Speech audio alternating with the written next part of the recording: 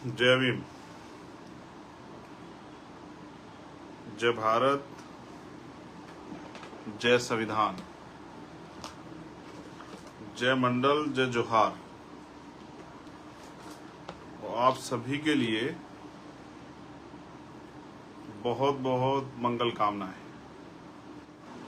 मैं अपनी बात की शुरुआत करते हुए भारत की धरती पर समय समय पर जन्मे सभी संतों, गुरुओं, महापुरुषों को नमन करता हूं। महामानव तथागत बुद्ध से लेके संत श्रोमणी सतगुरु रविदास जी, भगवान वाल्मीकि जी, गुरु नानक देव, संत कबीर, गुरु घासीदास, संत गाडगे जी महाराज, नारायणा गुरु, और जो समाज के अग्रदूत रहे सामाजिक परिवर्तन के आंदोलन के, जिनको राष्ट्रपिता कहा जाता है, लेकिन वो राष्ट्रपिता से भी बढ़कर हैं। राष्ट्रपिता ज्योतिबा फूले, मां सावित्रीबाई फूले, छत्रपति साहू जी महाराज, जिनको हम आरक्षण का जनक मानते हैं,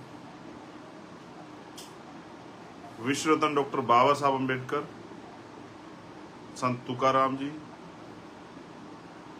पेरियर रामास्वामी नायकर, प्यारेलाल यादव, बाबू जगदेव प्रसाद कुशवाहा, जननायक कपूरी ठाकुर, महामना राम स्वरूप वर्मा, बाबू शिवदयाल चौरसिया,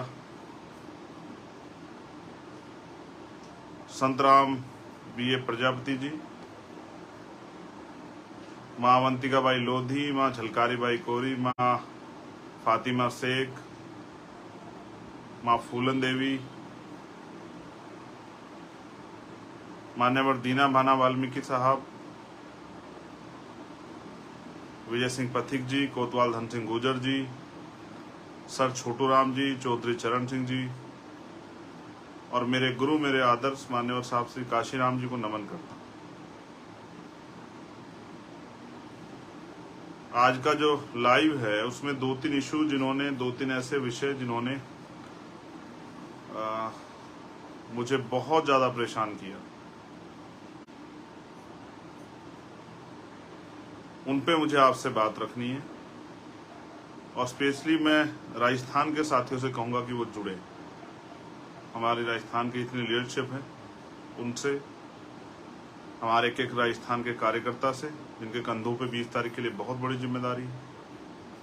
तो मैं अपनी बात की शुरुआत करता हूं एक ऐसी घटना जो कर्नाटक में घटी। भारत में जाति है, जाति व्यवस्था में ऊंच नीच है।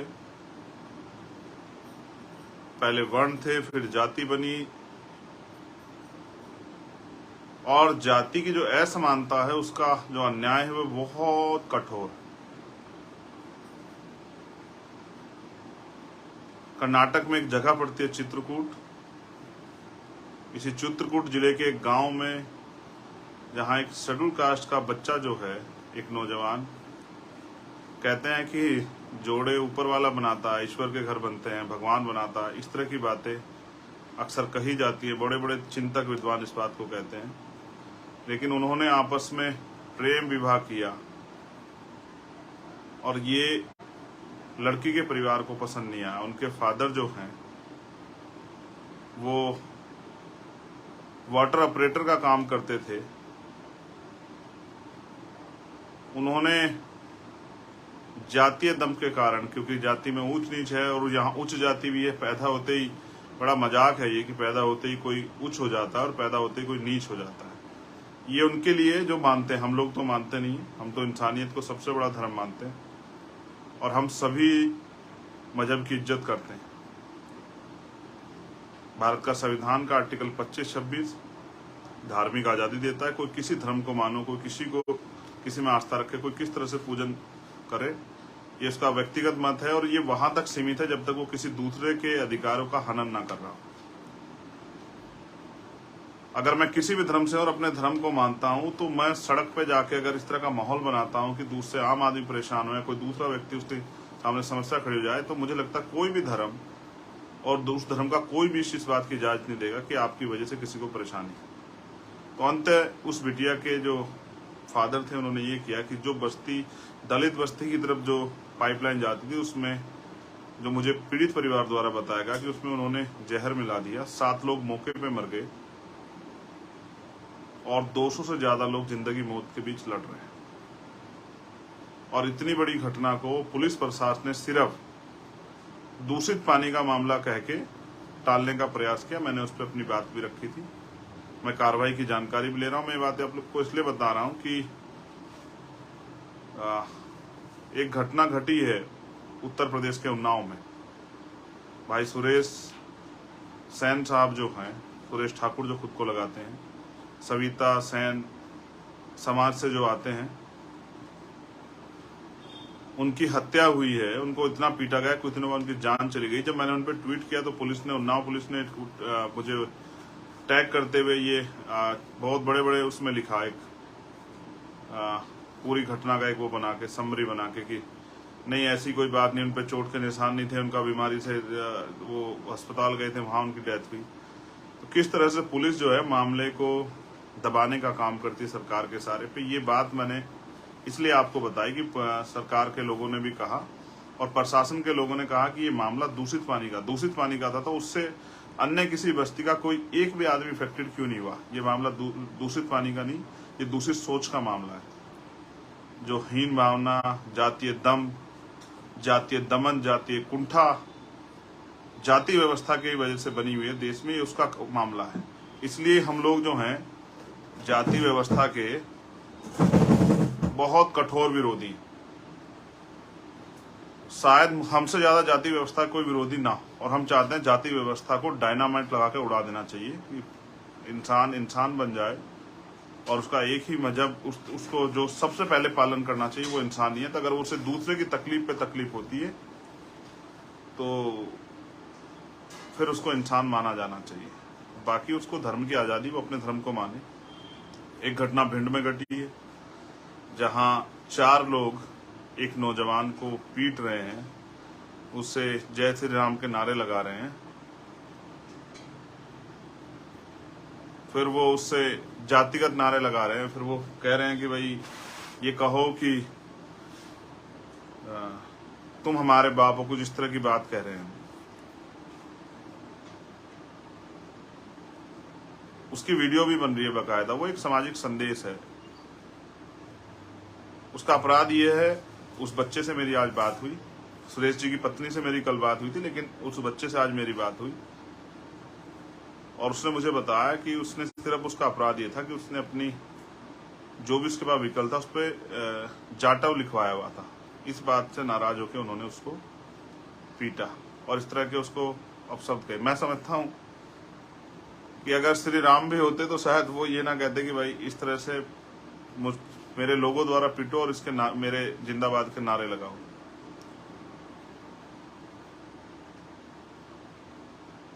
कभी कभी आदमी को ताकत अहंकार में ले जाती है, पागल कर देती है, मदहोश, और वो फिर ऐसे ऐसे काम करता है जो जिसको किसी भी तरह से स्वीकार्य नहीं किया जा सकता आजाद भारत में, जहां संविधान से देश चल रहा है। तीसरी घटना, आज हमारी टीम गई थी भिंड में, बहन तोला गुजर की है जिनके साथ अन्याय हुआ। उससे पहले भी एक बच्ची के साथ राजस्थान में अन्याय होता। राजस्थान में आम बात है, लेकिन मुझे तकलीफ है, हमारे वरिष्ठ लीडर्स जो हैं वो वहां गए थे। मुझे उम्मीद है कि संघर्ष के जरिए हम अपने इस परिवार को न्याय दिलाने में सफल हो पाएंगे। और चौथी घटना है नूह मेवात की, जिसको आपने देखा किस तरह से लगातार साजिश हो रही है। स्पेशली बीजेपी के लोग, मुझे कहने में कोई परहेज नहीं है, मेरे मुंह पे कोई तालाबंदी नहीं है, किस तरह से बीजेपी के लोग अपनी राजनीतिक स्वार्थ में, अपने चुनाव जीतने के लिए देश को हिंसा की आग में झोंक रहे हैं। ये आपके सामने है। मैं किसी भी गलत कार्य करने वाले का पक्षधर नहीं हूं, लेकिन मैं आपसे फिर ये कहना चाहता हूं कि अपने राजनीतिक स्वार्थ के कारण अगर आप किसी भी समाज को, अगर आप डराने का, धमकाने का, अन्याय करने का काम करोगे तो इससे जो गुस्सा पैदा होगा वो बड़ा खतरनाक होगा और सब लोग चुप रह सकते हैं। मैं आपको अपनी पार्टी की लीडरशिप की तरफ से, अपने संगठन की तरफ से और इंडिविजुअल चंद्रशेखर आजाद आपसे कमिटमेंट करके कह रहा है कि जो अन्याय आप कर रहे हो, भारतीय जनता पार्टी के लोग, राजनीति यहीं रहेगी, देश बड़ा है, इस बात को आपको समझना चाहिए। अपने देश को अपने सिर्फ राजनीतिक स्वार्थ के चलते कमजोर करना, नफरत फैलाना, ये इसका एहसास आपको नहीं पता कि ये जख्म कितने दिनों में भरेंगे। और मैं आश्वस्त होकर कहता हूं हर कमजोर वर्ग को, हर पीड़ित वर्ग को, जैसे मणिपुर में उन बहनों के साथ हमारी अन्याय हो रहा है और स्पेशली वो वहां के क्रिश्चियन समुदाय के लोगों को टारगेट करने के लिए वो सब चीजें की गई, उनको नुकसान पहुंचाने के लिए बहुत हजारों की संख्या में चर्च जलाए गए हैं। जैसे आपकी आस्था अपने धर्म के प्रति, ऐसे दूसरे की भी आस्था अपने उनके धर्म के प्रति है। अगर कोई मस्जिद को भी, मंदिर को नुकसान पहुंचाता तो मैं जरूर सवाल पूछता, लेकिन वहां मस्जिद जलाई गई और जिस तरह का कार्य किया गया, आप जो प्रयास कर रहे हो, हमारे लोग हैं वहां, वो लंबे समय से संभालने का काम कर रहे थे कि अन्याय ना हो, लेकिन आप पिछले लंबे समय से जो आप कार्य कर रहे हो, और मुझे शक है, मेरी बात को मध्य प्रदेश के साथ जरूर सुने, कि इंदौर और उज्जैन में आने वाले कुछ दिनों में, 1-1.5 महीने के अंदर या इससे भी पहले कोई दंगा, कोई फसाद, कोई विवाद, कोई इस तरह की घटना कराई जा सकती है जिससे कि मध्य प्रदेश के चुनाव को प्रभावित किया जा सके। हमारे लोगों को सतर्क रहने की जरूरत है, नजर रखने की जरूरत है, सावधान रहने की जरूरत है, अपने लोगों को सावधान करने की जरूरत है। स्पेशली उन वर्गों को, दलित, पिछड़े, आदिवासी, अल्पसंख्यक समाज के जो लोग हैं, जिनमें जैन हैं, मुस्लिम हैं, ईसाई हैं, सिख हैं, बौद्ध हैं, उनको मैं कहना चाहता हूं कि ये सारी हिंसा ये प्लांटेड है।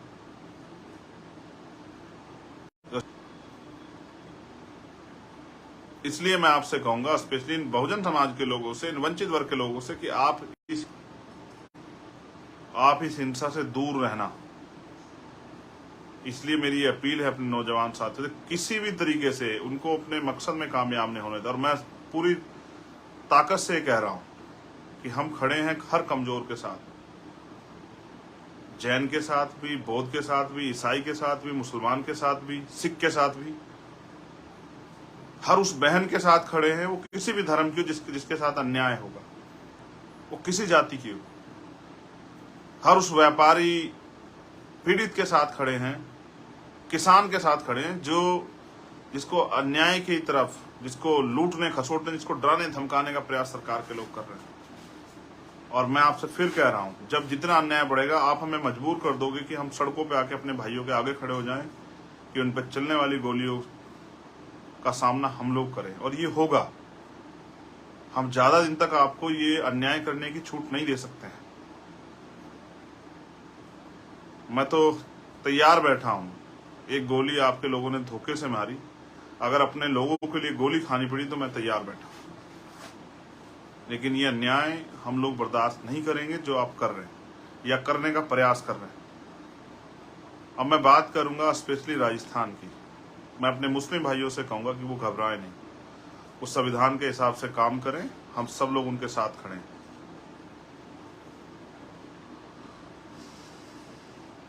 ये मुल्क हम सब का है, आप बिल्कुल परेशान ना हो। और आप जानते हैं, मैंने जिसका साथ देने का वादा किया है, पूरी ताकत से उस साथ को निभाया है। मुझे इस बात के लिए किसी परीक्षा की जरूरत नहीं, किसी प्रमाण की जरूरत नहीं, ये आप बेहतर जानते हैं।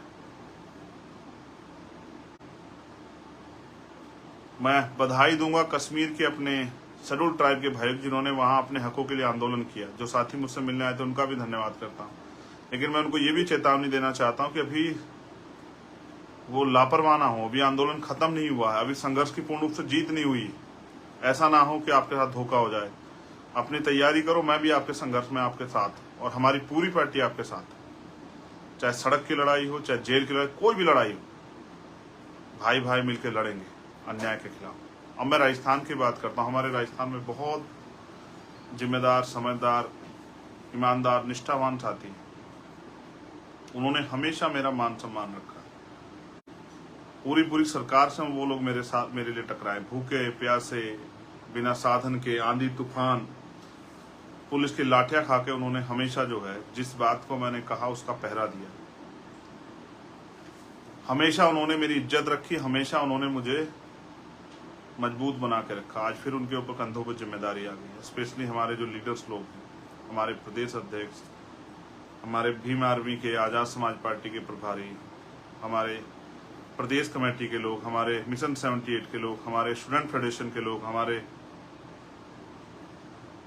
किसान संगठन के लोग, उन सब की जिम्मेदारी है कि वो 20 तारीख के प्रोग्राम में ताकत लगाए। मैं आपको इसलिए लाइव करके कह रहा हूं कि मेरे पास और कोई साधन नहीं आप तक पहुंचने का। ना मेरी खबर कोई टीवी में बहुत बड़े पैमाने पर दिखाएगा, न किसी अखबार में बहुत बड़े पैमाने पर छपेगी, ना उसके लिए बहुत बड़े प्रचार के साधन हैं।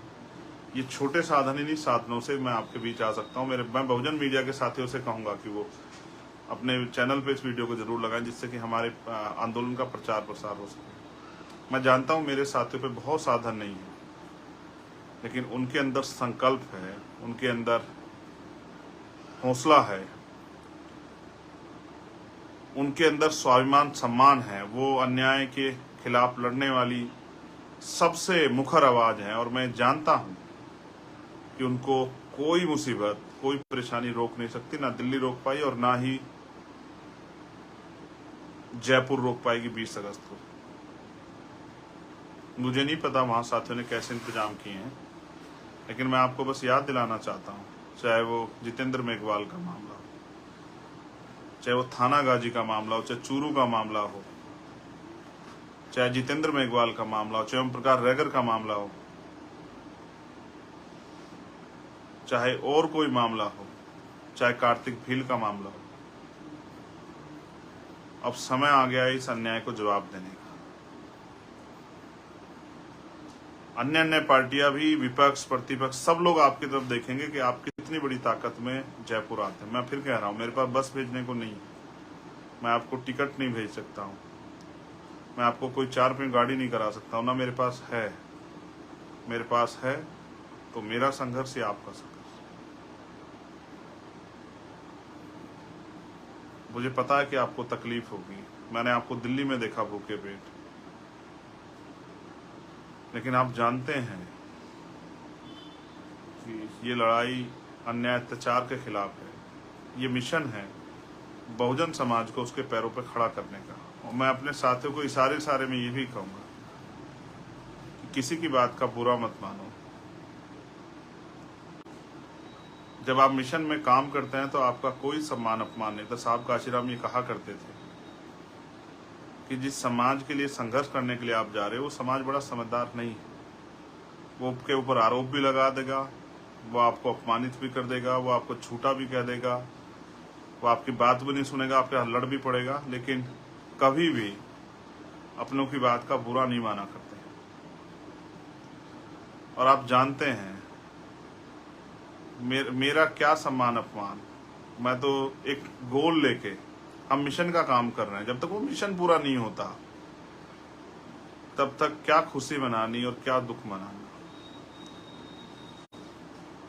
मैं तो बहुत भावुक हूँ इस मामले में। जब अपनी बहनों की लुटती अस्मतें और अखबार पढ़ता हूँ, यूट्यूब पे खबर देखता हूँ, टीवी में देखता हूँ, तो कितने आंसू बहाता हूँगा शायद आपको एहसास भी नहीं है, जो लोग मजाक उड़ाते हैं बातें कह के। ये मेरा दर्द है। मैंने समाज को परिवार माना है।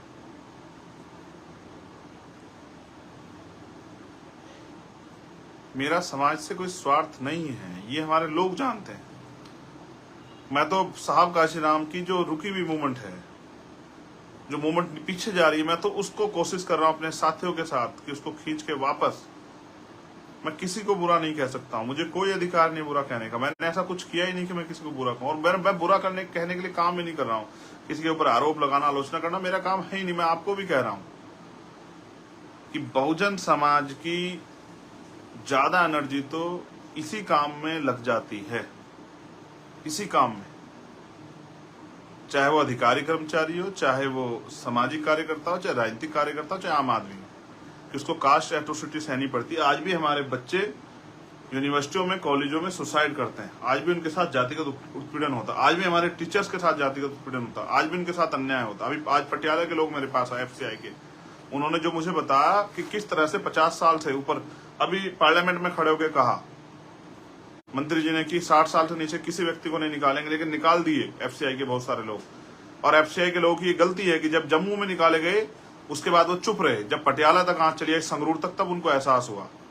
ये वो पीरियड है कि जिस तरह से वो जो मुर्गे को बेचने वाला होता है, वो मुर्गा जब एक मुर्गे को काटने को निकालता है तो बाकी मुर्गे दाना चुगते रहते हैं। मैंने आज उनको कहा डांटते हुए कि आपको पहले दिन अन्याय के खिलाफ आवाज उठानी चाहिए थी। और मैं हमेशा समझाता हूं कि आप ये सोच के चुप हैं कि मेरे प्रदेश में नहीं हुआ, या मेरे जिले में नहीं हुआ, मेरे जोन में नहीं हुआ, मेरे तहसील में नहीं हुआ, मेरी विधानसभा मेरे गांव में नहीं हुआ, तो आप इंतजार कर रहे हैं अपनी बारी का। मैं उनको भी आश्वस्त करूं, लड़ाई लड़ूंगा। लेकिन आप देख रहे हैं किस तरह से हमारे लोगों के प्रमोशन रोके जा रहे हैं, किस तरह से हिंदू कॉलेज में प्रोफेसर रतन लाल जी के साथ जो अन्याय हो रहा है। हमारी भीम आर्मी स्टूडेंट फेडरेशन की टीम का मैं धन्यवाद देता हूं कि लगातार उनके साथ खड़ी है और वो प्रोटेस्ट भी कर रही है। मैं अपने साथियों को मजबूती से प्रोटेस्ट करना, जिन यूनिवर्सिटी में, जिन कॉलेज में हमारे बच्चों के साथ अन्याय हो, हमारी भाइयों बहनों के साथ अन्याय, हम पढ़ने जाते मरने नहीं जाते, उन कॉलेज यूनिवर्सिटियों का इतना बड़े पैमाने पर घिराव करो कि वहां बैठे गैर बराबरी की सोच रखने वाले अध्यापकों के, एडमिनिस्ट्रेशन के पांव कांप जाएं। और ये हम करके भी दिखाएंगे। लेकिन स्पेशली अभी मैं अनुरोध करूंगा राजस्थान के साथियों से, हमारे भीम आर्मी के साथियों से, हमारे आजाद समाज पार्टी के साथियों से, हमारे स्टूडेंट फेडरेशन के साथियों से, मिशन 78 के साथियों से, और भी जो हमारे संगठन है, किसान साथी, उन सबसे अपील करूंगा कि आपने 5 साल जो संघर्ष किया, 6 साल लाठियां खाई। ये जयपुर ही है जिसमें मैं जेल गया था 4 दिन के लिए, आपको याद होगा, सीएचए के भाइयों के लिए।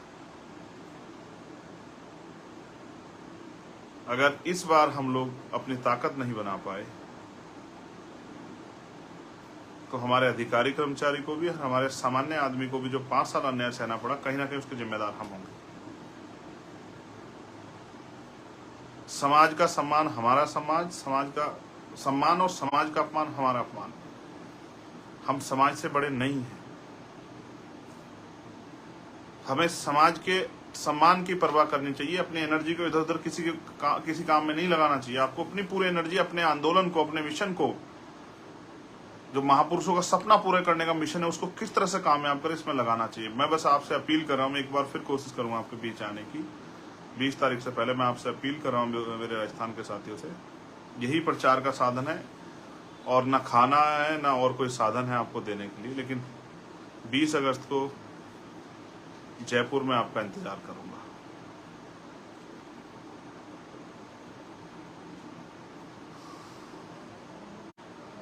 आपकी राह देखूंगा। हो सकता है ट्रेन कैंसिल हो सकता है आपको डराया जाए, धमकाया जाए, हो सकता है आपको प्रलोभन दिया जाए, हो सकता है और कुछ चीजें आपके सामने रखी जाए, मगर मैं बस आपसे यही कहूंगा, स्वाभिमान सम्मान की लड़ाई में न्योते नहीं भेजे जाते। मैं आपका भाई चंद्रशेखर आजाद 20 तारीख को जयपुर में 20 अगस्त को आपका इंतजार करूंगा, ये बताने के लिए कि पिछले 5 साल में जो अन्याय, अत्याचार, जुल्म, जाति, नफरत, हिस्सेदारी में लूट, अधिकारों पे कुठाराघात जो भी हुआ है, उसका जवाब देने के लिए 20 तारीख को हम लोग जयपुर आ रहे हैं। और मैंने हर सामाजिक न्याय सम्मेलन में आपसे कहा कि आपको आना है। और ये घटनाओं का जिक्र मैंने आपसे इसलिए किया, मैं तो राजस्थान की बहुत सारी घटनाएं, आप जानते हैं ना, कैसे 4-4 बार मुझे लौटाया गया।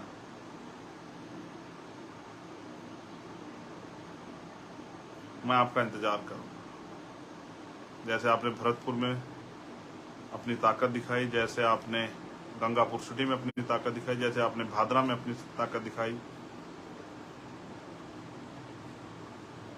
वैसे ही आप जयपुर में भी अपनी ताकत दिखाएंगे। और इस संघर्ष को कामयाब करने, एक आखिरी बात आपसे और कहना हूं, रोटी लेके आना, अपने लिए भी और मेरे लिए भी। आपने शायद, अगर याद हो आपको, और आप, ये प्रैक्टिकल बात है, आपका कोई अमीर रिश्तेदार हो, वो भी अपने गरीब रिश्तेदार को पहचानने से मना कर देता है। अमीरों की नस्ल ही ऐसी होती है। गरीबों के पास यही है कि अगर उसके पास एक चादर होगी नई तो उसके घर में मेहमान आएगा तो वो नई चादर बिछाएगा। गरीब इज्जत देना जानता है। मैं आप सबका धन्यवाद करता हूं कि आपने मुझे सुना और मुझे विश्वास है मेरे साथियों के ऊपर कि वो सरकार को भी और समाज को भी ये संदेश देने के लिए कि अब हम किसी के पिछलग्गू नहीं बनेंगे, हम अपने पैरों पे खड़े होंगे। काम करने वाले नौजवान ईमानदार हमारे साथी तन मन धन से, और मैं अपने साथियों से कहूंगा कि जो लोग आना चाहते हैं, जिनके पास साधन हो, वो उनकी मदद कराएं कि वो 20 तारीख को एक ऐसा सैलाब आए राजस्थान में कि भोपाल की रैली को लोग भूल जाएं। जबकि मध्य प्रदेश के लोगों ने जो मील का पत्थर ठोका है उसे शायद ना ही कोई बुला पाए। लेकिन मैं मध्य प्रदेश के साथियों से भी कहता हूँ, बहुत अन्याय अत्याचार हो रहा है। मैं बहुत जल्द 10-15 दिन के लिए मध्य प्रदेश आ रहा हूँ। एक शुरुआत कर रहे हैं हम लोग 15 तारीख से नगीना लोकसभा में। जाति तोड़ो समाज जोड़ो एक यात्रा, हम साइकिल यात्रा शुरू कर रहे हैं। साइकिल यात्रा तो हमारी बीमार में आजाद समाज पार्टी के नेतागण कर ही रहे हैं, लेकिन उसमें एक दिन के लिए मैं भी शामिल होने के लिए जा रहा हूँ 15 तारीख। और मैं उन सभी साथियों का धन्यवाद देता हूं जो देश भर में इस आंदोलन को कामयाब करने के लिए बहुत मेहनत कर रहे हैं। प्राइमरी स्कूल के हेडमास्टर का बेटा हूं, कोई घमंड नहीं रखता हूं। एक ही लालच है, एक ही सपना है कि बाबा साहब अम्बेडकर और माननीय काशीराम और बहुजन महापुरुषों का सपना पूरा हो। इस देश का टुकड़ों में बटा बहुजन समाज एकजुट हो। इस देश की महिलाओं को, किसानों को, मजदूरों को, नौजवानों को उनके हक अधिकार मिले और जाति विहीन समाज बन के सब लोग, जैसा सतगुरु रविदास जी महाराज ने कहा, ऐसा चाहूं राज में जहां मिले सबनु अन्न और छोटे बड़े सब सम बचे रविदास रहे प्रसन्न, जिसको उन्होंने बेगमपुरा राज का नाम दिया। ऐसा राज स्थापित हो जहां किसी को कोई भय ना हो, कोई डर ना हो, किसी के साथ कोई अन्याय ना हो, कोई ऊंच नीच की बात ना हो, किसी को खाने के लिए अन्न की, तन ढकने के लिए वस्त्र की, सर ढकने के लिए छत की कोई परेशानी ना हो। भय मुक्त समाज, समानता पे आधारित समाज, मैत्री पे आधारित समाज, भाईचारे पे आधारित समाज और हर एक व्यक्ति का सम्मान। जय भीम, जय भारत, जय मंडल, जय जोहार, जय संविधान और आप सभी के लिए मंगल कामनाएं। 20 तारीख को